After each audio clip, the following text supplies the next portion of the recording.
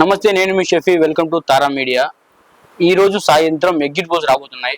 అందులో ఏ పార్టీ ఎక్కువ ఓట్స్ వస్తాయో తెలుసుకుందాం. సార్ నమస్తే. సార్ నమస్తే సార్, ఈరోజు సాయంత్రం 6 ఎగ్జిట్ పోల్స్ రాబోతున్నాయి సార్. అందులో ఏ పార్టీ ముందు ఉండబోతుంది? మన తెలుగు రాష్ట్రాలకు సంబంధించి అయితే ఆంధ్రాలో వైసీపీ ఖచ్చితంగా ముందంజలో ఉంది. అన్ని reports, ground report, national level, ఇక్కడ లోకల్ వాళ్ళు చేసేవి కాదు. ఒక చాణక్య కానీ, ఒక సి ఓటర్ కానీ, ఇలా ఒక క్రెడిబిలిటీ ఉన్న ఛానల్స్, క్రెడిబిలిటీ ఉన్న సర్వే చేసిన వాళ్ళందరూ కూడా ఈ టైమ్స్ అవ్వచ్చు, అందరూ కూడా ఇది వైసీపీ ఎడ్జ్లోనే ఉంది, ఎల్ఈడిలో ఉంది. గవర్నమెంట్ ఫామ్ చేస్తుంది. 17 నుంచి 18 దాకా ఎంపీ సీట్లు వైసీపీ. ఇటు తెలంగాణకు వచ్చేటప్పటికి షేర్ అవుతున్నారు, ముగ్గురు షేరు. ముగ్గురు ఎవరికి డబుల్ డిజిట్ ఎవరికి రాదు. ముగ్గురికి డెఫిసిట్స్ ఉన్నాయి. బాగా కేసీఆర్ పుంజుకుంటాడు. కేసీఆర్ పుంజుకుంటాడు. వీళ్ళు అన్నట్టు 0లు 1లు కాదు, 4 దాకా వస్తారు. బీఆర్ఎస్ 4 దాకా వస్తాయి యాజ్ ఆన్ రిపోర్ట్. ఫైనల్ గా చూస్తాం అనుకో, సాయంకాలం 6:30 ఇవాళ తెలిసిపోతుంది. నేషనల్ లెవెల్లో బీజేపీ ఇస్ లీడింగ్. నేషనల్ లెవెల్లో బీజేపీ గవర్నమెంట్ ఫామ్ చేస్తుంది. అది ఫుల్ మెజారిటీ తోటి ఫామ్ చేస్తుందా, లేకపోతే అలయన్స్ తోటి ఫామ్ చేస్తుందా క్వశ్చన్ మార్క్. పోయినసార్లాగా 303, 300+ వచ్చి డైరెక్ట్గా వాళ్ళే ఫామ్ చేస్తారా, లేకపోతే మిత్రపక్షాలతో చేస్తారా అని.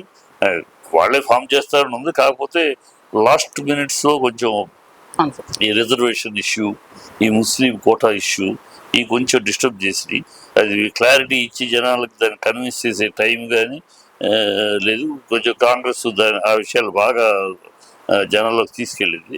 అది వాళ్ళు చెబుతున్నది తప్పు, అది కాదు వాస్తవం ఇది అని బీజేపీ ప్రజల్లోకి తీసుకెళ్ళడంలో కొంచెం వెనకబడింది. అంటే మొన్న మోడీ గారు చూసుకుంటే మన స్టేట్మెంట్ ఇచ్చారు, ఆదివారం సెలవు బంద్, శుక్రవారం సెలవు పెడతాను అని. ఇది నిజమా అబద్ధం అంటారా? అబద్ధం అంటారు. చాలా ట్రోలింగ్ చేస్తున్నారు కదా ఈ మాట. అది ట్రోల్ చేస్తారు. యాక్చువల్గా అసలు అది వాస్తవం. మనకు యాక్చువల్గా శుక్రవారం లీవ్. ఆ పాట్నా వారు తర్వాత, పాట్నా వారు ఆంగ్లేయులు వచ్చి పానిపట్టు వారి తర్వాత, పానిపట్టులో మనం ఓడిపోవడం శుక్రవారం వల్ల. శుక్రవారం మనకు లీవు, ఉపవాసాలు ఉంటారు.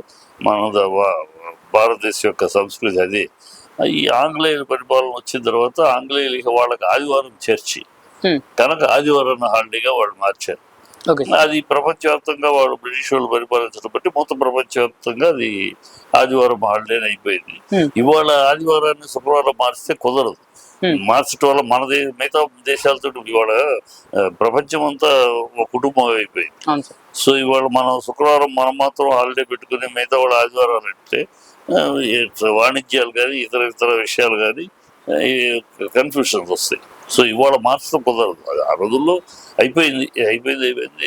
అది ఊరిని ఎవరో కిరుకుతూ ఉంటారు, ఊరిని అనవసరంగా. అది మోడీ హిందూ అంటున్నాడు కనుక అలాంటివి తీసుకొస్తాడు. అది తీసుకొచ్చే అవకాశమే లేదు.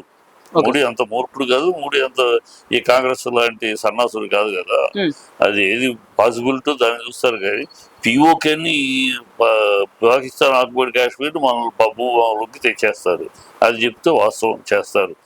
ఇవన్నీ శుక్రవారం ఏమిటి మాట. అంటే ఇప్పుడు మన ఏపీ ఎగ్జిట్ చూసుకుంటే ఏ జిల్లాలో ఎన్ని వచ్చి? ఇప్పుడు శ్రీకాకుళం, వైజాగ్, విజయనగరం ఈ చోట్లలో వైసీపీ. అంటే శ్రీకాకుళం నుంచి టెక్కల్ వచ్చి అచ్చెన్నాయుడు గారు, ఇంకోటి శ్రీకాకుళం ఎంపీగా రామ్మోహన్ నాయుడు గారు.